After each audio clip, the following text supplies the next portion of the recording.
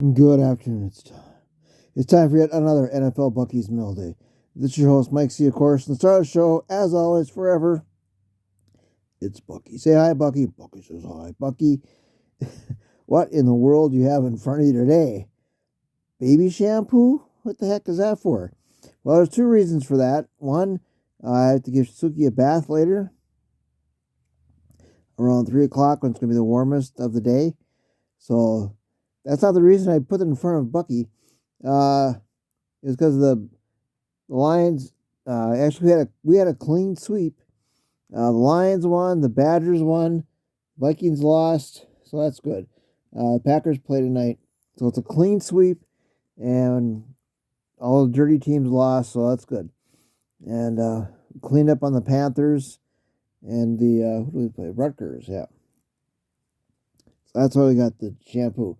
All right, we're gonna go through some quick stuff here because I don't know how long this is gonna last. We lost two legends last week. First, we lost Brooks Robinson, third baseman of the Baltimore Orioles, number 5. He was single-handedly but majorly contributed to the Reds losing the 1970 World Series. Some fantastic plays on third base, best I've ever seen. He was a pretty good hitter too at times, but third base, my God, those. Go back and look on YouTube at some of those plays in the 1970 World Series. Just phenomenal. He was a great guy, too, from what I read. The other one we lost the legend was football Dick Butkus, number 51. Linebacker, played at Illinois, drafted by the Bears. The same year as Gil Sayers. And it's a phenomenal player. He was the Bears. You think of Chicago Bears, you think of Dick Butkus. And a great family guy from what I read. And just mean, nasty linebacker. Never was in a playoff game. That was just because the Bears weren't that great that year, or those years.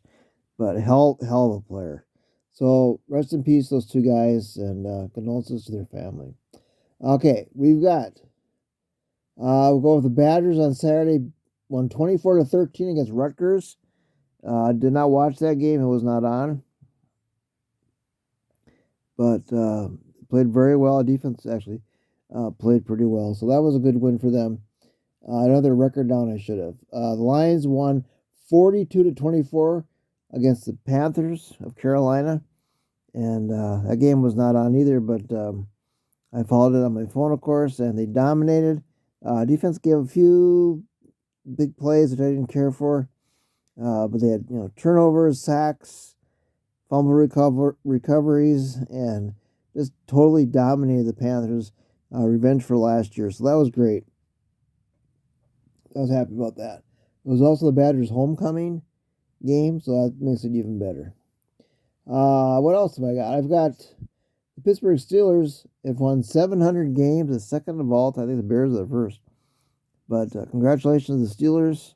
That game was on. I was watching it back and forth between the game on NBC or CBS, and so congratulations to the Steelers.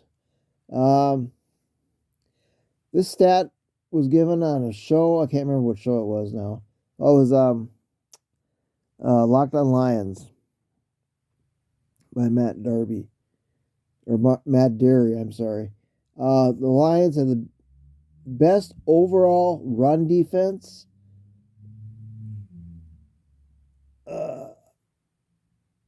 It's got 3. I can't remember right. They've given up 310 yards. Well, the Lions got 310 yards in the first half. The best overall run defense. So they've given up very little run defense. The best since 1939. That's just like, what? So I had to write that down because I couldn't believe it. So that's a great stat. Talk about a record being broken. The defense is playing well. So they gave up a few big plays I didn't care for, but the game was pretty much over at that time. We did have a couple injuries. We lost, I have his name written down, Emmanuel Mosley, cornerback. Just got back from tearing his left ACL, and he tore his right ACL or vice versa, but now he's out for the rest of the year. So that's very unfortunate. There's been talk of trades for a cornerback. Patrick Surtain was mentioned, but not for a first-round draft pick. There's waiver wires and pick somebody else up. Maybe get some people back. Brian Branch did not play. Amon-Ra St. Brown did not play. A couple other players, and they still won. So we'll get those players back for next week, and it's flex, so they should be on at 3:00, 3:30 against Tampa Bay. It's a big game, and hopefully the Packers lose tonight against the Raiders, and because the Vikings lost, we watched that game, and Bears actually won, but they're not very good. So the Lions could have a 2-game lead with tiebreakers if the Packers lose tonight. So we're hoping for that. And yeah, the Vikings-Chiefs game was very interesting. The Vikings played well at times. They hung with them. And some weird calls, weird penalties, weird non-penalties. But they prevailed, so that's good. But Chiefs are a tough team to win. They play, I think, next Thursday, if I'm right. Kelsey got injured, came back. My fantasy teams did better than I thought they did this last week. So that's good. The week before we didn't do that very well. Last week's video got 33 views. Why? I have no idea. Just happens that way. So we'll get this one out early, and hopefully it hasn't broken yet. So as far as video breaks and there's a word I'm looking for, Bucky, and I'm drawing a blank. Commercials. There we go. But so we'll see what happens. So I think that's about it, Bucky. Nothing else to report.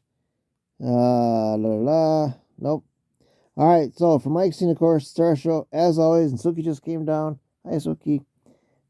She's getting a bath later. She'll be happy. I don't know about that. I've never given her a bath before. We'll see.